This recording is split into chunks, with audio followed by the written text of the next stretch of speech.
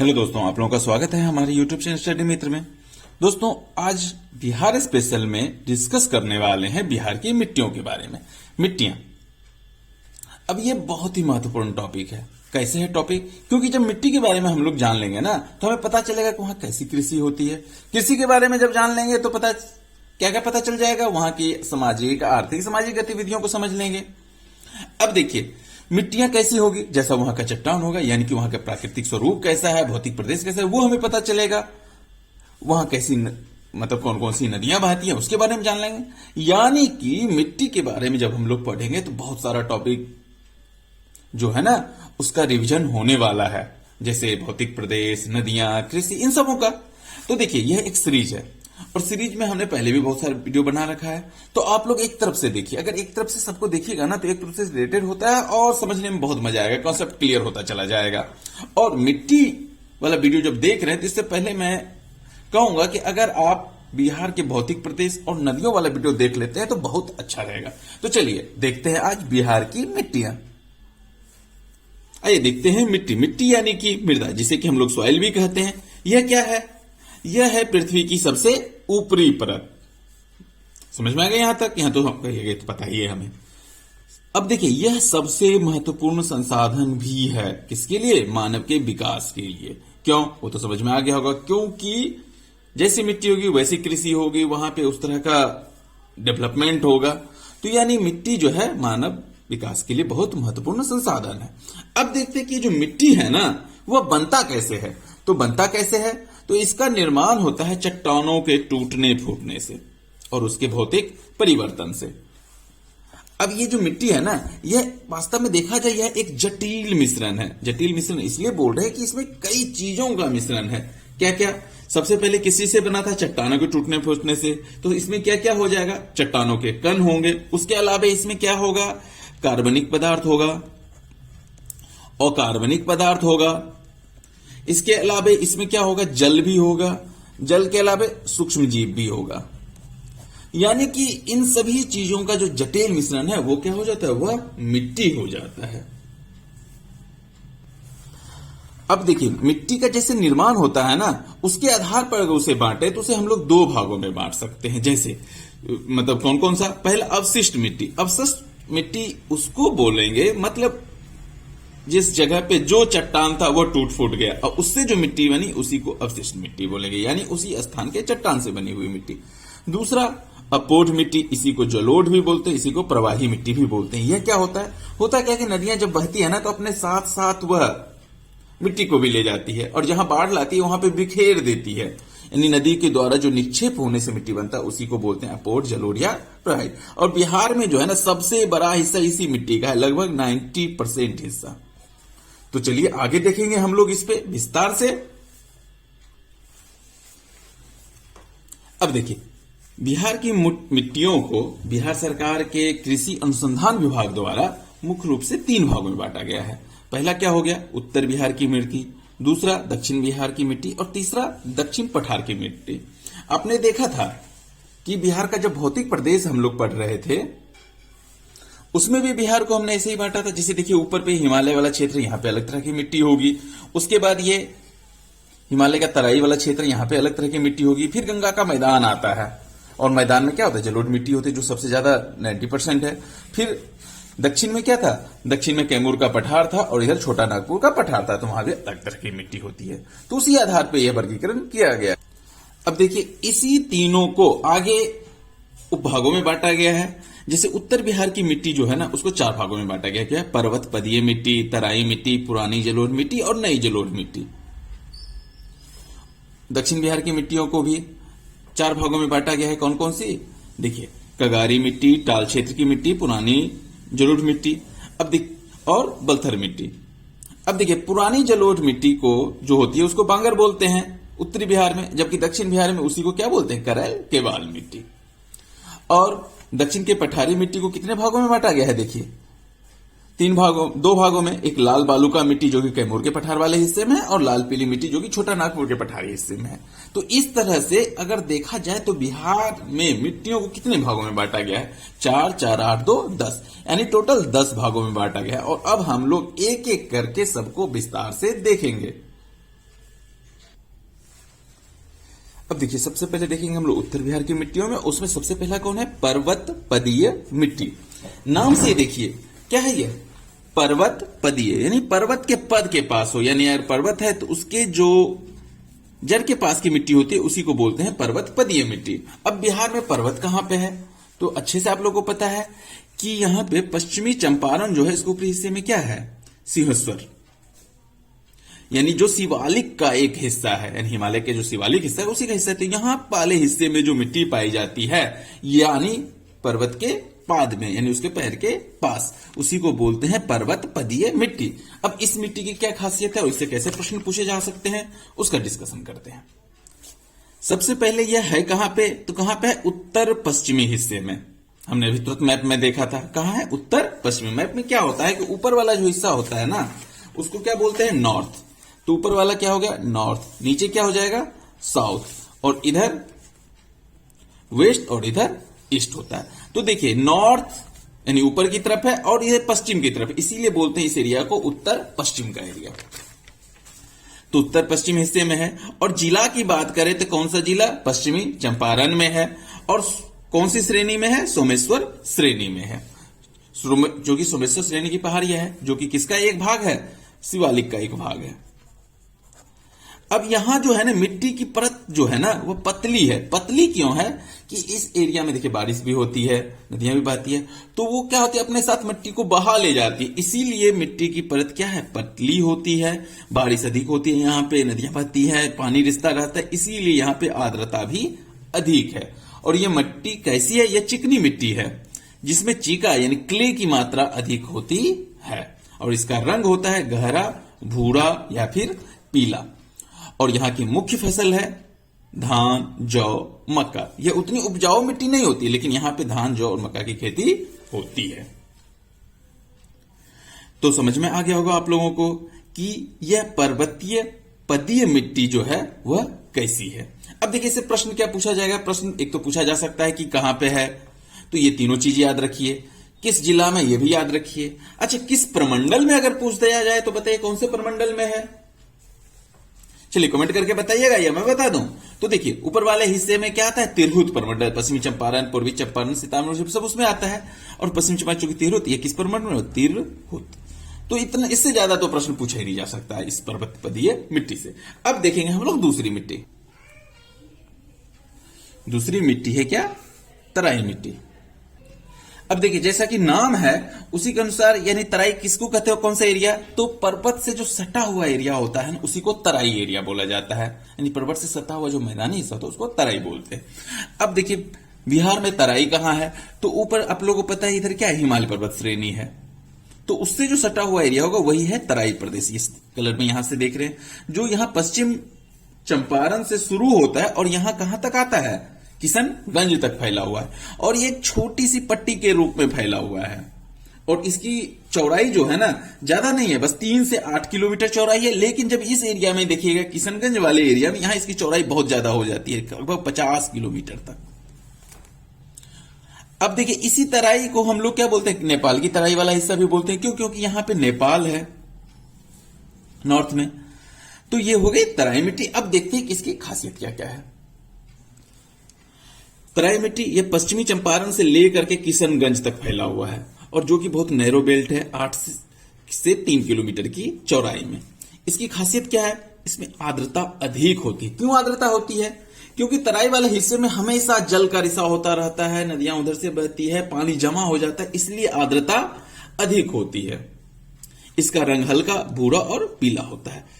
और ये एरिया जो होता है ना, यहाँ पे दलदल भी होता है। क्यों? क्योंकि पानी यहाँ पे जमा हुआ होता है, और दलदल होने के कारण यहाँ की जो मिट्टी है ना, वो अम्लीय प्रकार की होती है। किस प्रकार की होती है? अम्लीय प्रकार की होती है। अब बताइए, इसमें किस तरह की खेती होगी? तो इस तरह की मिट्टी में एक तो धान, पानी ज्यादा है तो धान की खेती होती है, गन्ना की खेती, और पटसन यानी कि जूट की भी खेती होती है। अब देखिए, अगर आपसे पूछा जाए कि ये तराई मिट्टी किन किन जिलों में है, तो किन किन जिलों में है? तो पश्चिम चंपारण से लेकर किशनगंज तक मैप दिमाग में ले आइए। तो कौन कौन सा जिला हो जाएगा? पश्चिमी चंपारण, पूर्वी चंपारण, सीतामढ़ी, मधुबनी, सुपौल, अररिया, किशनगंज। इस तरह से देखिए कितना जिला हो गया? तो टोटल 7 जिला हो गया, यानी 7 जिलों में यह फैली हुई है। अब पूछा जाए कि सबसे चौड़ी पट्टी कहां पे है, सबसे चौड़ी पट्टी किस एरिया में है, किशनगंज वाले एरिया में, देखिए यहां पे, तो ये भी बन गया। तो अब देखेंगे हम लोग अगली मिट्टी। अगली मिट्टी यानी कि अब जलोढ़ मिट्टी आने वाली। जलोढ़ मिट्टी आप लोगों को पता है कि ये नदियों द्वारा लाई गई मिट्टी से बना होता है। तो जलोढ़ मिट्टी में कुछ ऐसी मिट्टी होती है जहां पहले बाढ़ आती थी लेकिन अब बाढ़ नहीं आती है, तो वहां की मिट्टी क्या हो जाती है, पुरानी हो जाती है। और कुछ ऐसा एरिया होता है जहां हर साल बाढ़ आती है तो नया मिट्टी आता रहता है। तो जलोढ़ मिट्टी जो है ना, तो उसको हम लोग दो भागों में बांट देते हैं, क्या, एक पुरानी जलोढ़ और एक नवीन जलोढ़ मिट्टी। और नॉर्थ बिहार की जब बात करते हैं तो वहां पे दोनों है, पुरानी जलोढ़ मिट्टी भी है और नवीन जलोढ़ मिट्टी भी है। अब इसका जो क्षेत्र है ना, उसमें थोड़ा बहुत इधर उधर होता रहता है। क्यों? क्योंकि जैसे बाढ़ आ रही थी, पता चला अब अगले 5 साल 7 साल तक बाढ़ नहीं आई, फिर बाढ़ आना शुरू हो गई। तो बाढ़ जब नहीं आती है तो वो क्या होती है, पुरानी हो जाती है, फिर नई जब आ जाती है तो नई हो जाती है। तो पुरानी जलोढ़ मिट्टी जिसको क्या बोलते हैं, बांगर बोलते हैं, और नवीन जलोढ़ मिट्टी इसको क्या बोलते हैं, खादर। तो ये किस एरिया में है, तो देखिए इधर वाला जो एरिया है ना, इधर वाला, यहां हम लोग अगर नदियों के हिसाब से देखें तो यहां से कौन सी नदियां बहती है, यहां पे घाघरा नदी है, उसके बाद गंडक नदी है, उसके बाद ये जो है ये है बूढ़ी गंडक। तो घाघरा से लेकर के बूढ़ी गंडक के बीच का जो एरिया है, यानी नदियों के बीच का एरिया, वहां पे पुरानी जलोढ़ मिट्टी पाई जाती है। इसे हम लोग क्या बोलते हैं, इसे हम लोग दोआब भी बोलते हैं। नदियों के बीच के हिस्से को क्या बोलते हैं, दोआब, यानी कि घाघरा से गंडक के बीच का दोआब, गंडक से बूढ़ी गंडक के बीच का जो दोआब का हिस्सा है, वहां पे पुरानी जलोढ़ मिट्टी पाई जाती है। अब इस पुरानी जलोढ़ मिट्टी की क्या खासियत है वो हम लोग देखते हैं।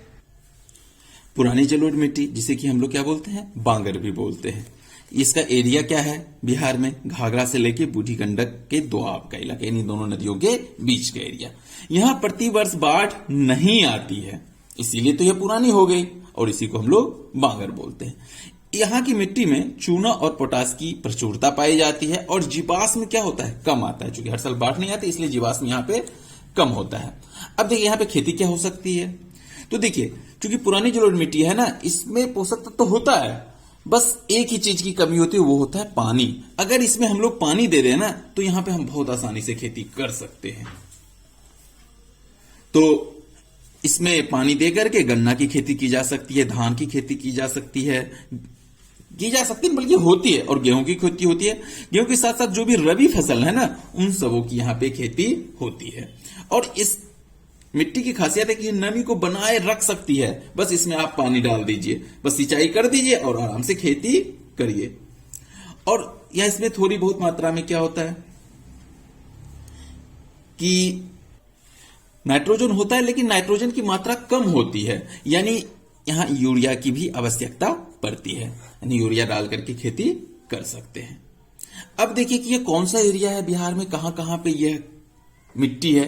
तो हमने मैप भी देखा था अभी कि मैप में ये वाला एरिया हो गया, तो जहां पे क्या होती है, मतलब पुरानी जलोढ़ मिट्टी पाई जाती है। तो कौन कौन सा जिला हो जाता है, तो कौन सा, देखिए यहां पे ऊपर, यहां पे गोपालगंज जिला हो जाता है, उसके बाद सिवान आता है, फिर सारण आ जाता है, सारण, उसके बाद थोड़ा पूरा वैशाली हो गया, उसके बाद समस्तीपुर का थोड़ा सा एरिया आता है, फिर बेगूसराय का एरिया आता है। तो इन जगहों पे यह मिट्टी पाई जाती है। तो देखिए हमने जिला भी लिख रखा है ये। तो इस तरह से अगर मैप के साथ याद रखें ना, तो हमें बहुत अच्छे से याद रहेगा। और देखिए बीपीएससी में यह पूछा जाता है कि ये वाली मिट्टी कहां कहां पाया जाती है, या इस जिले में कौन सी मिट्टी पाई जाती है, तो आपको ये याद रखना पड़ेगा, एक दिमाग में मैप बना के रखना पड़ेगा। तो चलिए, उत्तर बिहार की मिट्टी में हमने देख लिया पुरानी जलोढ़ मिट्टी, और जो चौथी मिट्टी है वह है नई जलोढ़ मिट्टी, उसे नवीन जलोढ़ मिट्टी, यानी कि वैसी मिट्टी जहां पे कि हर साल लगभग बाढ़ आती है, और बाढ़ आने के कारण क्या होता है कि एक नई परत बनती जाती है। तो देखिए बिहार के किस हिस्से में नदियां हैं जो बाढ़ लाती है, तो यहां पे ये जो एरिया है बूढ़ी गंडक के बाद वाला, यानी बागमती, कमला बलान, कोसी, महानंदा, इस पूरे एरिया में क्या है, बाढ़ आती है हर साल। तो इसी एरिया में यह मिट्टी मिलेगी और इसी एरिया में है भी। तो इस एरिया में है नई जलोढ़ मिट्टी, जिसको क्या बोलते हैं हम लोग, खादर बोलते हैं। अब ये क्या है ना, यह सबसे उपजाऊ मिट्टी होती है और सबसे महत्वपूर्ण भी है, और बिहार के सबसे बड़े हिस्से में यह मिट्टी है। तो देखते हैं इसकी क्या क्या खासियत है।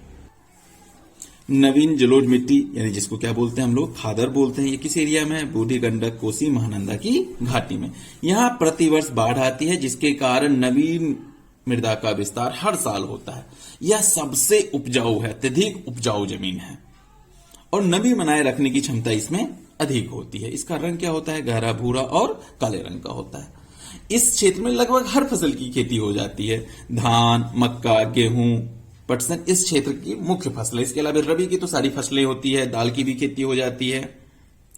अब इस जो मिट्टी है ना, ये नवीन जलोढ़ मिट्टी, इसकी थोड़ी सी खासियत क्या है कि इसमें एक तो नाइट्रोजन की मात्रा कम होती है।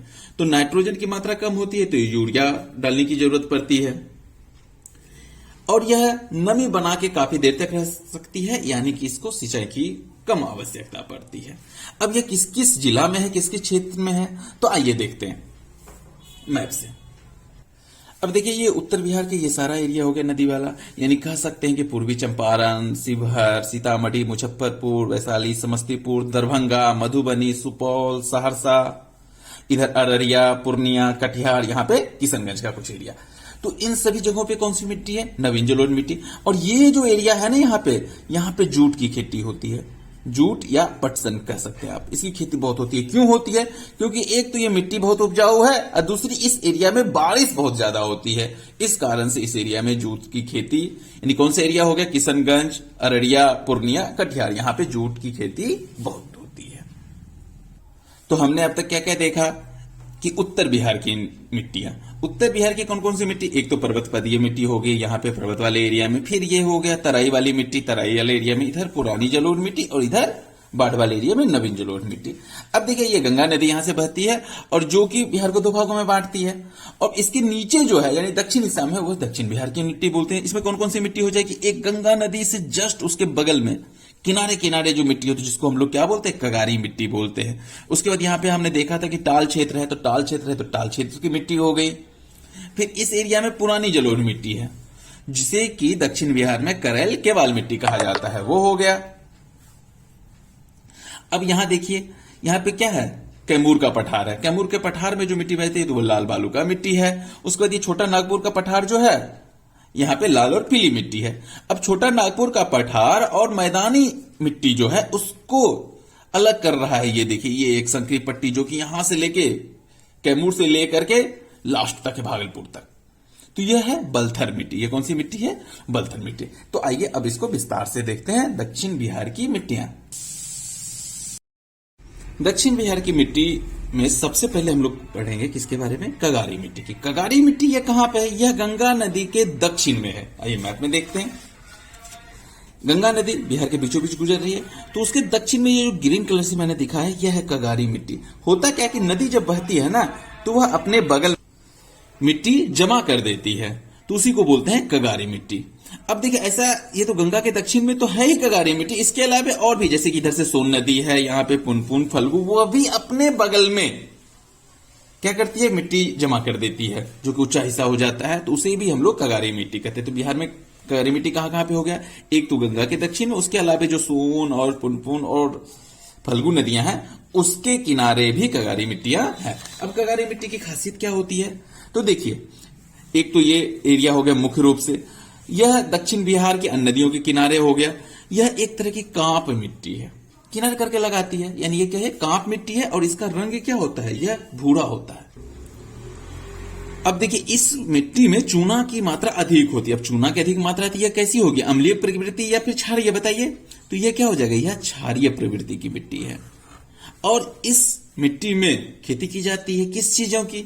तो मोटे अनाज हो गया, या फिर मकई हो गया, जैसे जौ, सरसों की खेती की जाती है, मिर्च की खेती की जाती है इन मिट्टी में। तो यह था कौन सा? कगारी मिट्टी। कगारी के बाद जो अगली मिट्टी है वह है टाल मिट्टी। अब देखिए, हमने पहले ही पढ़ा था कि ये जो एरिया है ना गंगा का, गंगा के नीचे कगारी और उसके बगल में क्या है कि एक टाल क्षेत्र है।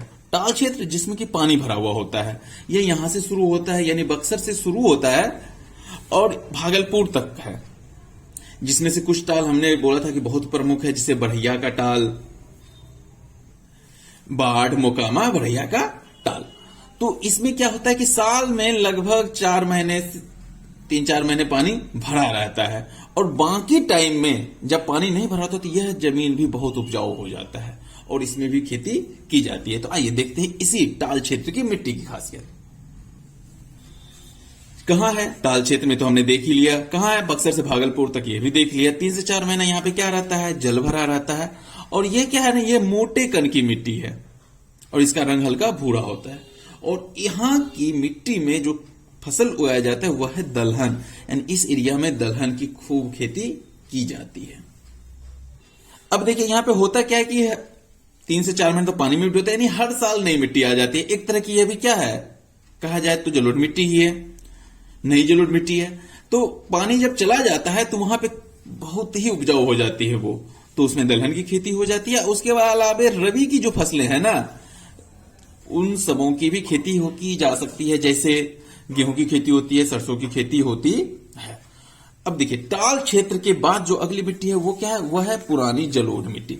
पुरानी जलोढ़ मिट्टी को उत्तर बिहार में हम लोग क्या बोलते थे, खादर बोलते थे, जबकि दक्षिण बिहार में इसको करैल केबाल मिट्टी बोला जाता है। यह कहां है, यह टाल क्षेत्र के दक्षिण में है। मैप में देखते हैं हम लोग,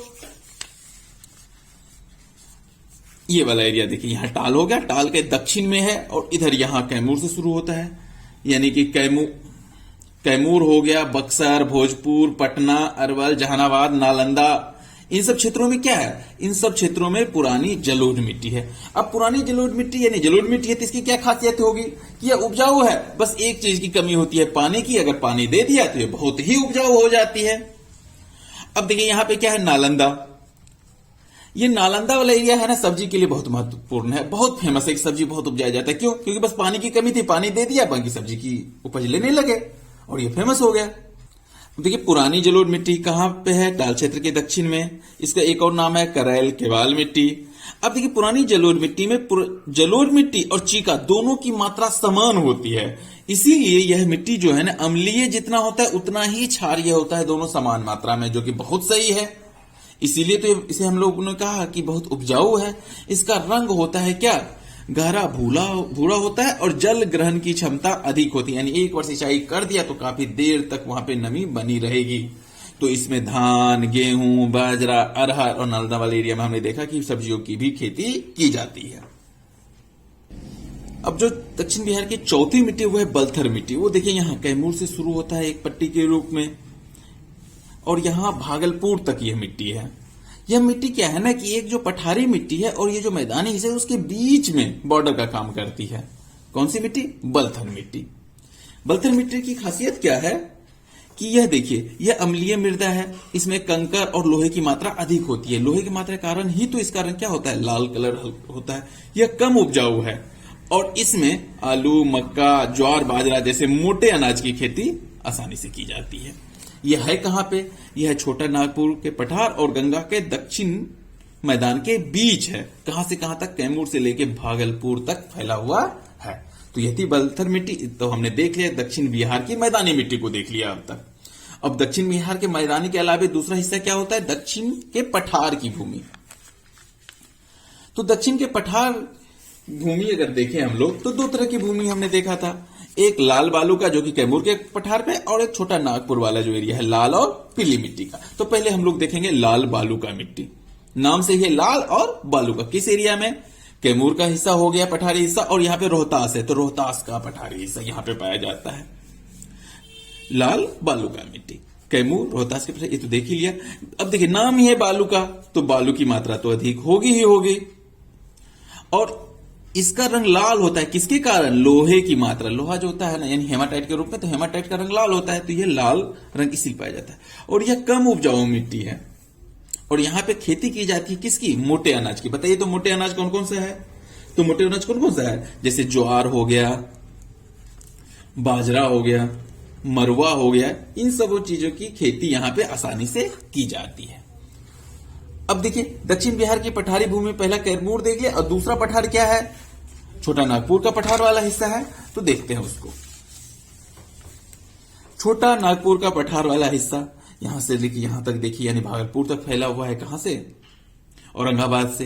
तो यहां की मिट्टी को लाल और पीली मिट्टी है। लाल इसलिए क्योंकि यहां पे लोहा की मात्रा अधिक होती है तो इसका रंग लाल हो गया।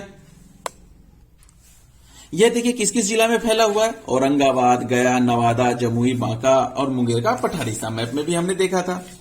इस पूरे हिस्से में यह फैला हुआ है।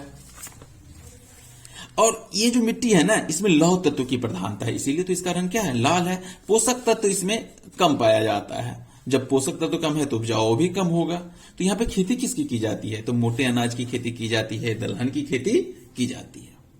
तो ये हो गया हमें सारी मिट्टियां बिहार की 10 मिट्टियों को हमने देख लिया। इसके अलावा भी थोड़ा सा याद रखिएगा कि जैसे बांका का जो हिस्सा है ना, उसका जो ऊंचा हिस्सा है वहां पे लेटेराइट मिट्टी पाई जाती है। कौन सी मिट्टी, लेटेराइट मिट्टी पाई जाती है। इसके अलावा जमुई का एरिया हो गया, यहाँ पे नवादा एरिया हो गया, जमुई का एरिया हो गया। तो इन भागों में अब्रक की मिला हुआ मिट्टी पाया जाता है, यानी अब्रक मूलक मिट्टी कहते हैं। यहाँ कोडरमा है तो कोडरमा से जो लगा एरिया है उसमें अब्रक मूलक मिट्टी भी पाई जाती है। इसके अलावा कुछ और तरह एक दो मिट्टी के बारे में हम लोग देखेंगे। अब जैसे नदी है, यहां पे एक बूढ़ी गंडक नदी, उसके दक्षिणी हिस्से में जल जमा हो जाता है। जब जल जमा हो जाता है तो वहां पे अम्लीय मिट्टी पाई जाती है, जिसको हम लोग रेह मिट्टी कहते हैं। उसके बाद अलावे कि इस नॉर्थ बिहार में, यानी उत्तरी बिहार में बहुत सारा एरिया यहाँ है जिसको चौर बोलते हैं। चौर यानी जहां पानी भरा हुआ होता है, तो वहां पे बलसुंडरी मिट्टी पाया जाती है, यानी बालू वाली मिट्टी। तो ये सब छोटी छोटी चीजें हैं जो बस याद रखिए, अगर पूछा जाए तो बना दीजिएगा। मुख्य रूप से जितनी भी हैं वो हमने डिस्कस कर लिया, और जितना भी प्रश्न बन सकता है वो हमने डिस्कस कर लिया। सबसे ज्यादा तो यही पूछा जाता है कि इस जिला में कौन सी मिट्टी है, तो मैप के थ्रू वो हमारे दिमाग में तो बैठ ही जाएगा, और इसको एक बार या 2 बार देखिएगा ना तो पूरा का पूरा याद हो जाएगा। तो ये सीरीज आपको कैसा लग रहा है हमें जरूर बताइएगा, और आशा करता हूं कि आपको समझ में आ रहा होगा। तो हमारे साथ बने रहने के लिए आपका बहुत बहुत धन्यवाद। जय हिंद।